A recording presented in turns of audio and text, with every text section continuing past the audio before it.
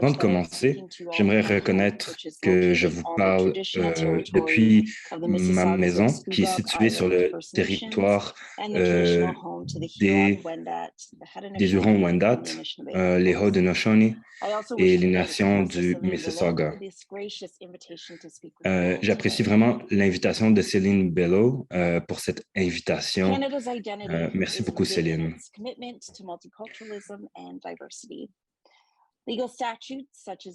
Les statuts légaux, comme le statut multiculturel, visent à assurer la diversité pour de multiples communautés.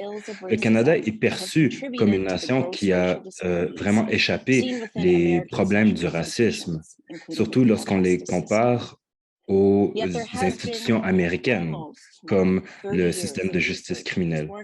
Et cela étant dit, il y a plus de 30 ans d'études et de recherches sur le racisme au Canada, y inclut le profilage racial. Et ces trouvailles de recherche ont souvent été ignorées ou rejetées par la police et par les membres du gouvernement.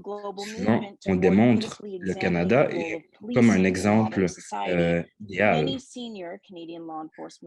Plusieurs membres du corps policier ont reconnu le biais racial au sein du système de justice et de police. Malgré cela, plusieurs d'entre eux continuent à nier cette réalité. Entre-temps, les chercheurs continuent à accumuler des données par rapport au profilage, par rapport aux pratiques de police, afin d'essayer d'identifier à quel point le profilage et le biais racial peut avoir un impact dans le domaine du travail de la police. Afin de veiller à ce que nous restons afin de rester fidèles à notre plan, je vais veiller à toujours centrer les expériences des Canadiens racisés et de ceux qui sont le plus marginalisés par ces structures actuelles.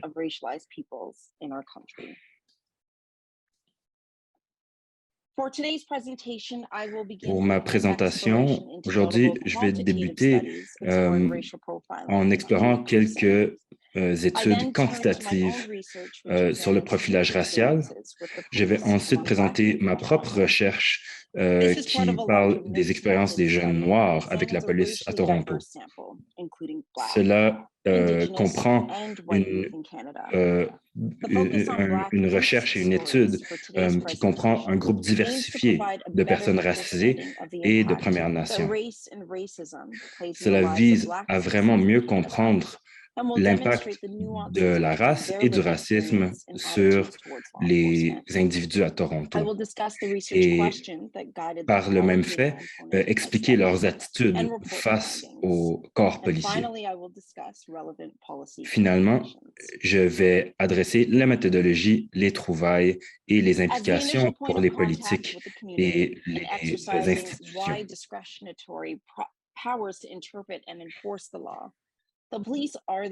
La police sont vraiment ceux qui sont les gardiens du système de justice. Les études qui sont conduites aux États-Unis, en Grande-Bretagne et en Australie démontrent que les expériences négatives peuvent être causées par le profilage racial et la sursurveillance des individus racisés. Malheureusement, la recherche qui explore le biais racial et la discrimination au sein de la police a été ralentie, notamment par des restrictions face à la recherche formelle et la recherche a été restreinte de manière formelle et informelle. Un examen des données des contacts que la police entretient avec la population fait partie de cette recherche et des témoignages aussi des personnes qui ont eu des expériences avec les membres de la police. Une des premières études avait été menée par Wortley et Tanner. Elle a mis en revue les expériences des étudiants d'une université à Toronto, pardon, une école secondaire à Toronto, surtout ceux qui avaient été arrêtés et questionnés par la police une ou deux fois ou plus lors des 2 dernières années. On compare 51% des étudiants noirs qui ont été arrêtés 2 fois ou plus, comparé à 23% des étudiants blancs et 11% des étudiants asiatiques et 8% des étudiants sud-asiatiques. On peut imaginer que cela est relié au milieu de vie de ces étudiants. Mais l'avantage de notre méthodologie de recherche était que nous pouvions isoler l'impact de cette variable. Donc, même lorsqu'on contrôle les facteurs comme le genre, la classe socio-économique et les caractéristiques de comportement criminel, nous amener à déduire que ces éléments ne pouvaient pas avoir un effet significatif sur les expériences de ces jeunes. La race avait toujours une signification déterminante. Auparavant, l'abus d'alcool et de drogue pouvait être un facteur de biais. Cela correspond à l'argument donné par la police qu'il se concentre sur l'activité criminelle. Par contre, l'absence d'engagement dans des activités criminelles ne possède pas de corrélation avec les interpellations par la police. Donc, lorsqu'on contrôlait pour cette activité criminelle, on voyait que l'impact de la race était beaucoup plus élevé sur leurs interpellations. Donc, une fois qu'on contrôlait pour ces dynamiques, on trouve que les jeunes noirs qui étaient les moins à risque et qui n'avaient pas de précédent de délinquance étaient tout aussi probables d'être interpellés par la police que les jeunes blancs. Cela nous mène à déterminer que l'interpellation par la police des jeunes noirs ne peut pas être expliquée par des facteurs légaux tels que dit par la police. D'autres recherches ont souligné les mêmes trouvailles, notamment en 2011 et 2022. Des auteurs ont conclu que les comportements exemplaires ne protègent pas les jeunes noirs de la même manière que ces comportements exemplaires protègent les jeunes blancs. La race présente un statut dominant et déterminant par rapport à l'activité et les interpellations policières. 2 types d'études qui impliquent des données issues de la police nous fournissent aussi de l'évidence du profilage racial. Ces études examinent les données des interpellations sur la rue.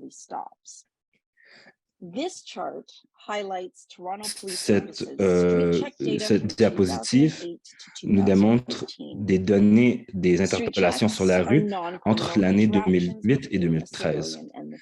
Les interpellations sur la rue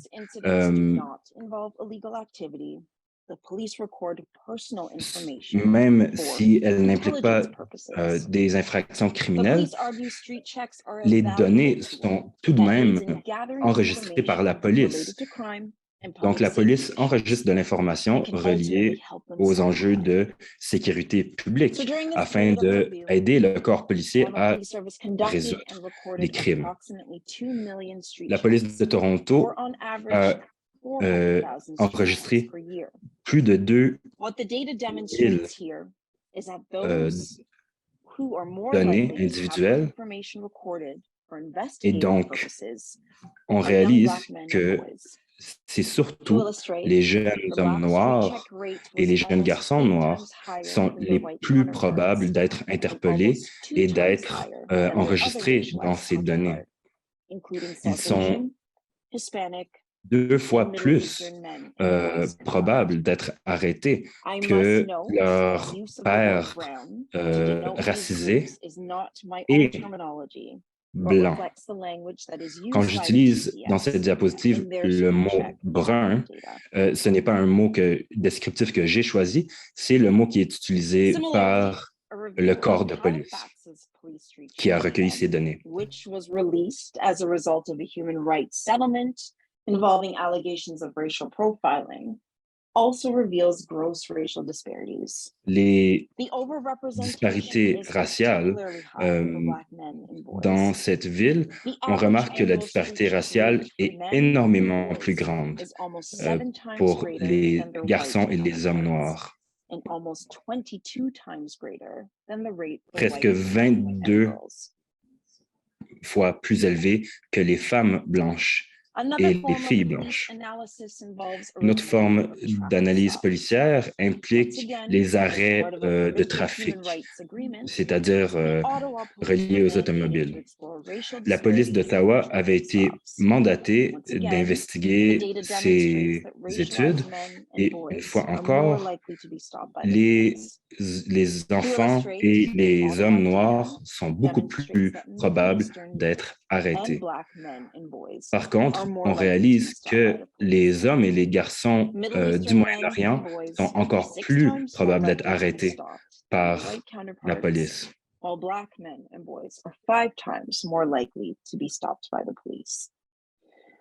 Overall, dans l'ensemble, la quantité de recherche sur le profilage racial de la police, que les personnes noires sont plus susceptibles d'être interpellées par la police et d'une prise de contact.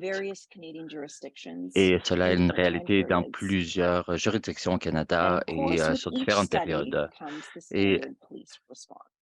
Et chaque étude appelle une réponse normée de la police. On prétend, entre autres, qu'il y a de la formation de la police pour mieux comprendre la discrimination. Une autre stratégie est une police de proximité pour mieux intégrer la police à la communauté. Par ailleurs, aussi, une autre stratégie est la consultation communautaire et pour que la communauté puisse partager ses expériences dans son interaction avec la police. Et finalement, on prétend embaucher plus de personnes issues de la diversité, entre autres, donc des policiers provenant des communautés de la diversité. Cette situation dure pendant des années. À partir de l'assassinat de Lester Donaldson en 1989 en Toronto, et cet incident a eu lieu 12 ans après un rapport sur la discrimination et les préjugés de la police et les enjeux systémiques. Et qui mettait en relief que la communauté noire et d'autres issus de la diversité étaient ciblés, profilés et invitait évidemment à des changements drastiques quant à la façon de faire de la police. Mais on continue aujourd'hui à avoir les mêmes conversations avec plusieurs juridictions de la police au Canada. Et le dernier appel était de bannir les vérifications, les interpellations sur la rue pour transformer ce profilage. On proposait des efforts de transformation des façons de faire de la police. Les règlements, les interdictions de contrôle dans la rue ont-ils vraiment été éliminés pour le profilage racial, comme dans le cas de Toronto? C'est la question qu'on se pose. Et ce tableau examine le nombre de contrôles de rue effectués par la police de Toronto entre 2008 et 2019. À son sommet, en 2012, le service de police de Toronto a fait réaliser plus de 403 000 vérifications dans la rue. Et par rapport à la directive, ce ne correspond pas à la directive. À l'époque, et au niveau des stratégies d'évaluation, les policiers n'ont plus à rapporter qu'ils ont les vérifications dans la rue qu'ils ont effectuées. Et comme résultat, sur une période d'1 an, les contrôles de rue de la police ont diminué de plus de la moitié. Et en 2018, le gouvernement de l'Ontario a adopté des nouveaux règlements de contrôle de rue. Et comme on le voit en 2019, le service de police de Toronto a réalisé une seule vérification, interpellation dans la rue.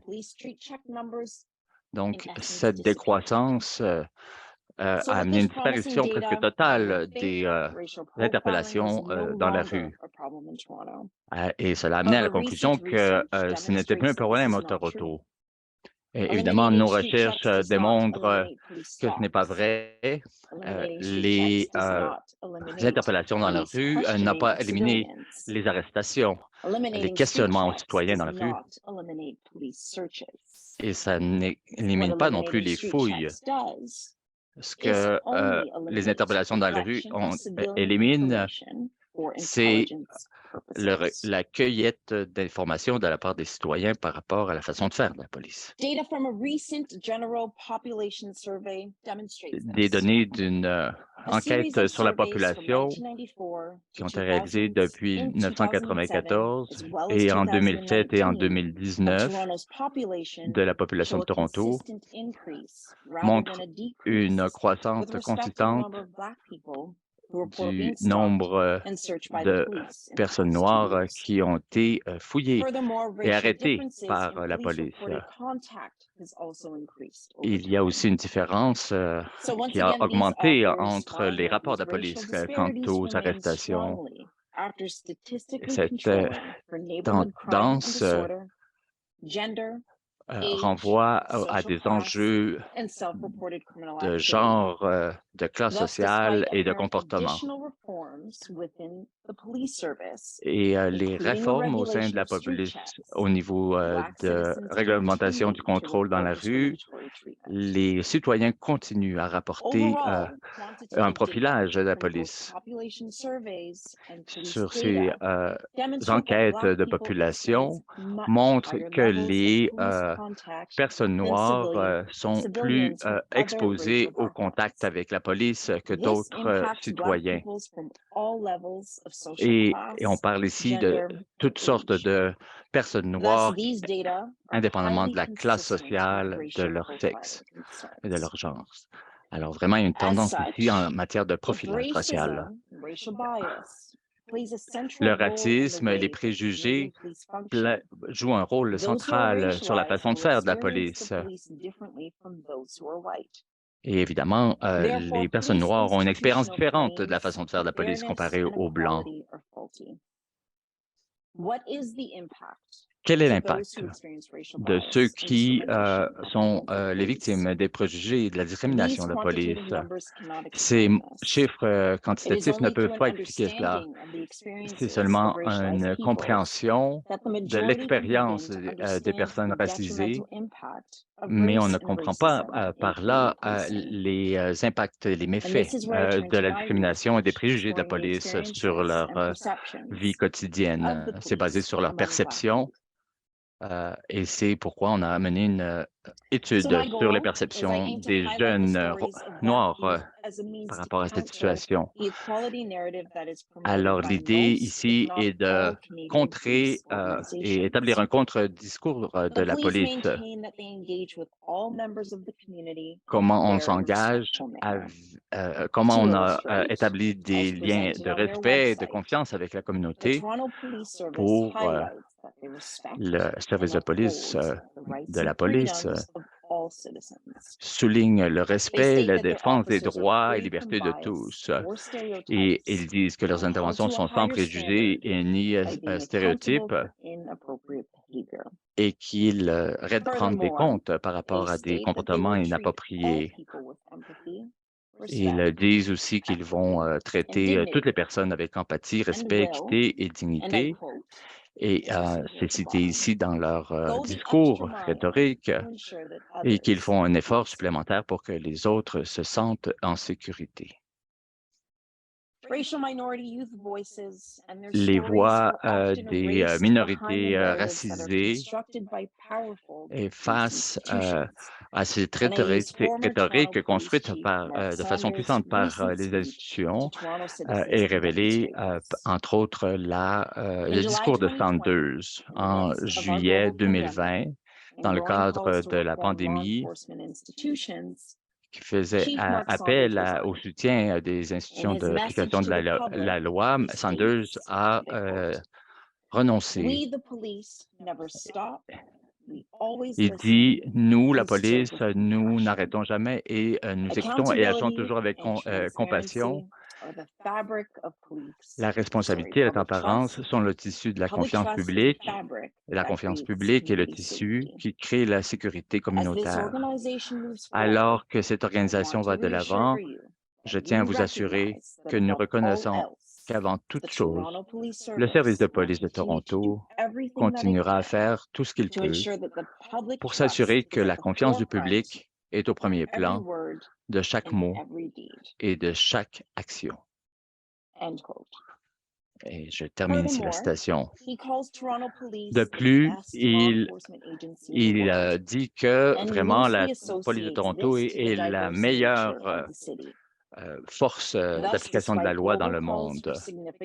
Et cela se contredit avec les nombreux appels à une réforme de la police. Ainsi, les autorités de la police continuent à prétendre que leur rhétorique est correcte et ne répondent pas aux appels à une réforme de la communauté pour une réforme. Donc, on continue à ignorer la voix des principales victimes de ce profilage. Pour illustrer, j'aimerais partager cette histoire d'une jeune fille qui contre ce discours. Lorsque on l'appelle à décrire ses nombreuses interactions avec la police, elle raconte cette histoire. Mes amis et moi faisions un petit feu de camp sur le terrain d'une école après les heures de cours. Quelqu'un a appelé pour signaler un incendie ou la fumée et la police a fini par débarquer. Nous avons tous eu peur, alors mes amis ont commencé à courir. La première chose que le policier a faite a été de sortir son arme et de la pointer vers nous. J'expliquais que nous faisions un petit feu et que nous faisions griller des marshmallows. Il m'a posé des questions comme qui j'étais, qu'est-ce que je faisais là, toujours avec l'arme pointée sur moi pendant tout ce temps. Après que je lui ai tout expliqué, il m'a en quelque sorte fait éteindre le feu. Il n'a pas rangé son arme jusqu'à ce que j'éteigne le feu, puis rien n'est allé plus loin. Et j'avais 13 ans. Donc, utiliser un fusil pointé vers une jeune fille noire avait comme objectif de la protéger. Et ce type d'histoire montre bien l'horreur que traverse la communauté dans ces situations.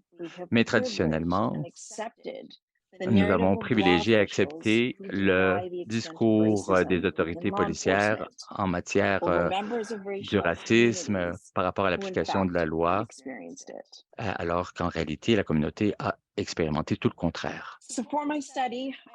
Avec ma recherche, mon étude de recherche, j'ai exploré les différences raciales dans le vécu des communautés avec la police. Et à partir des perceptions de la jeunesse, j'ai utilisé dans ce cadre 34 entretiens semi-structurés avec des jeunes noirs, autochtones et blancs. J'ai posé des questions sur leur interaction avec la police, est-ce qu'ils ont confiance à la police, et leur perception de sécurité, en général et en particulier avec la police. Et je les ai invités à partager leurs expériences positives et négatives dans leur interaction avec la police. J'ai aussi essayé d'identifier les facteurs qui ont façonné leur perception par rapport à la police. Et l'idée est ici donc de collecter plusieurs histoires de vie de cette jeunesse et pour mieux comprendre la façon comment interagit la police avec la communauté et ses membres. Mais sur la base des recherches quantitatives présentées plus tard, plusieurs histoires qui impliquaient le profilage racial ont émergé dans ces témoignages des jeunes noirs. Et qui était comment prenait forme ce profilage, comment on le sentait. Et aussi, j'ai interviewé des jeunes hommes noirs pour avoir une meilleure connaissance approfondie de la situation. Oh, un témoignage ici. On était en groupe à se faire arrêter. J'étais le seul noir du groupe, donc ils ne parlaient à personne d'autre. Ils n'avaient qu'un contact visuel avec moi. Et ils m'ont interrogé sur un crime. Quelque chose s'était passé à l'école. Quelqu'un avait été volé. Ils voulaient m'emmener pour m'interroger, sans aucune raison. Pour moi, j'ai l'impression que si c'est le cas, pourquoi m'arrêter et me demander à moi et pourquoi pas tous les autres autour de moi? Et le jeune dit plus loin, vous ne pouvez pas leur faire confiance après ça.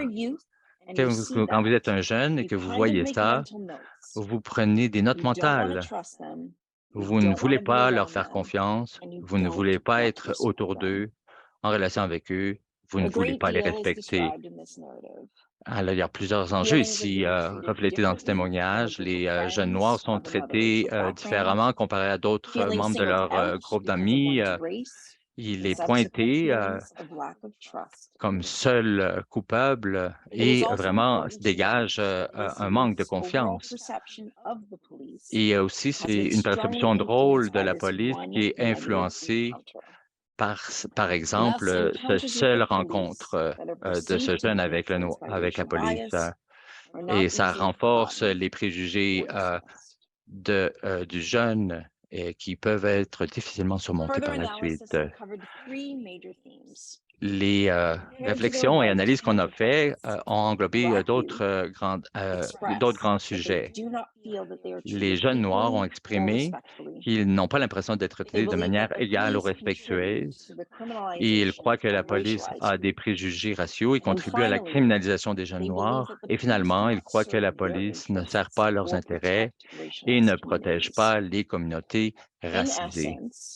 En essence, leur discours démontre que les jeunes se sentent exclus de la protection des institutions légales qui sont en principe dont la mission est de protéger la population. Ces sentiments contredisent les idéaux exprimés par Sanders lorsqu'il a quitté son poste. Il a dit la chose suivante devant le public. La police de Toronto est responsable. Ils n'ont pas seulement la responsabilité de prendre soin, de protéger sans préjugés, mais aussi de viser l'excellence. Nos membres veulent bien faire pour notre ville, pour nos collègues et pour nos familles. Fin de la citation. Par contre, les jeunes noirs peuvent partager des expériences qui démontrent complètement le contraire. Dans les mots d'un jeune noir, il dit « Je respecte le temps que les officiers consacrent à le travail, mais dans ma communauté, je le vois continuellement.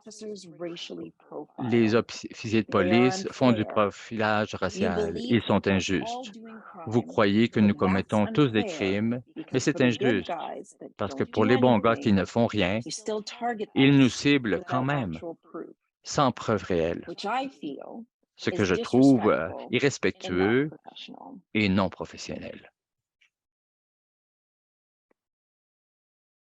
Un autre jeune noir nous partage cette histoire. Je suis sorti de mon immeuble, je marchais. J'ai vu qu'un policier me regardait et j'ai fait comme si de rien n'était. Le policier s'est arrêté à côté de moi et m'a demandé ce que je faisais. Il a dit qu'il voulait faire une fouille et j'ai dit que je n'étais pas consentant. J'avais 14 ans. Il m'a demandé des choses comme quel est ton nom et a essayé d'obtenir des informations. J'ai dit que c'était du profilage racial et il est parti. Je connaissais mes droits. Je crois qu'il a dit que s'était passé quelque chose dans le coin et que je correspondais à la description, au profil. J'étais en colère, vous savez. Mais vous devez vous relever, vous dépoussiérer et continuer votre journée. Sur 10 enfants noirs, 8 connaîtront une situation raciale avec la police. Je pense que c'est juste quelque chose qu'on doit accepter. Cette déclaration est très puissante. C'est la réalité d'un jeune noir au Canada et que les préjugés et le profilage racial est tellement normalisé et le traitement inégal. C'est quelque chose que la jeunesse noire s'attend et assume, accepte. Et les statistiques qu'on a vues auparavant vraiment se reflètent dans des expériences vécues. Les récits de certains jeunes noirs suggèrent que la police vise à les criminaliser davantage qu'ils cherchent à leur offrir de la sécurité ou de la protection. Une jeune femme dit la chose suivante. Je pense que certaines communautés sont protégées par la police. Il y a certaines communautés que la police contrôle. Les communautés qui sont protégées sont de classe privilégiée dans des quartiers qui sont blancs. Et dans les quartiers où les gens ont la peau plus foncée, ils arrêtent des gens sur la rue, ils collectent de l'information afin de les rendre plus faciles à contrôler quand ils les ciblent à l'avenir. Donc, on voit que la race maintient quelque chose de très central à la criminalisation. C'est la police qui décide qui est la cible du contrôle.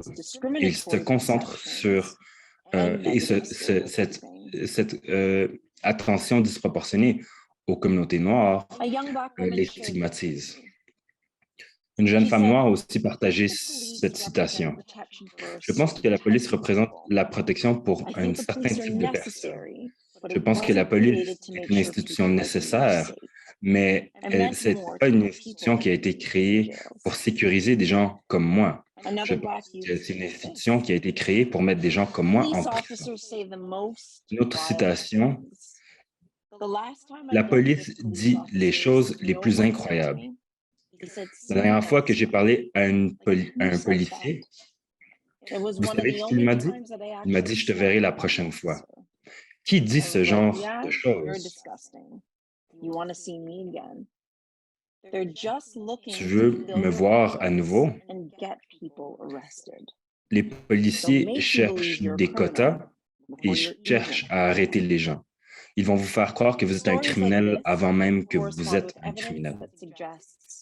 Ce type de récit correspond à d'autres trouvailles qui démontrent que le profilage racial contribue à la représentation disproportionnée des personnes racisées dans le système de justice criminelle. Comme plusieurs autres témoignages dans les recherches que j'ai faites, ces gens comprennent le rôle du profilage racial et ils comprennent le rôle de protection que la police est supposée de remplir. Mais ils comprennent aussi que la police ne les protège pas. Donc, si toutes les communautés noires sont surveillées, Et si ces communautés ont depuis longtemps souligné ces enjeux et ces problèmes et les ont dénoncés, ces jeunes expriment aussi une inquiétude par rapport au fait que les policiers vont dire qu'ils écoutent et qu'ils servent avec passion. Mais les jeunes noirs sont capables de partager des expériences qui démontrent un portrait très différent de la police. Une jeune femme m'a partagé le fait que quand elle était plus jeune, elle devait souvent appeler la police parce qu'elle ne s'en sentait pas en sécurité. Mais au final, elle voyait souvent sa famille et elle-même se faire traiter comme des criminels lorsqu'ils étaient les victimes. Dans cette stigmatisation et la discrimination, ce profilage racial produit une insécurité pour ces communautés et une stigmatisation de la part d'une institution qui est censée les protéger. Les gens ne vont pas chercher la protection de la police lorsqu'ils vivent une expérience négative où ils ont besoin de protection.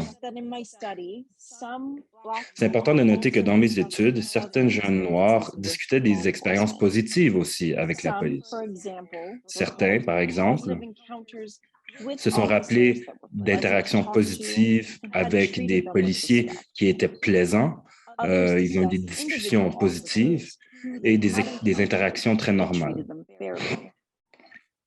D'autres personnes aussi racontaient des interactions respectueuses,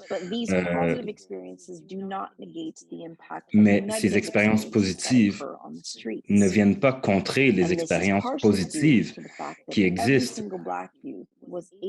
Et c'est surtout parce que la plupart des jeunes noirs sondés étaient capables de citer une expérience négative, alors qu'on ne peut pas dire la même chose pour les expériences positives.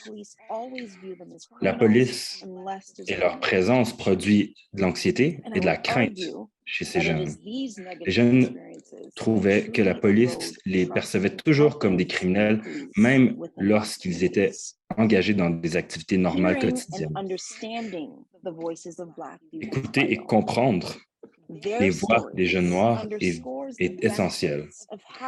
La recherche souligne les bénéfices des méthodes mixtes. Les statistiques sont nécessaires afin de documenter les disparités raciales, mais les données qualitatives peuvent nous aider à mieux comprendre les impacts de ces disparités.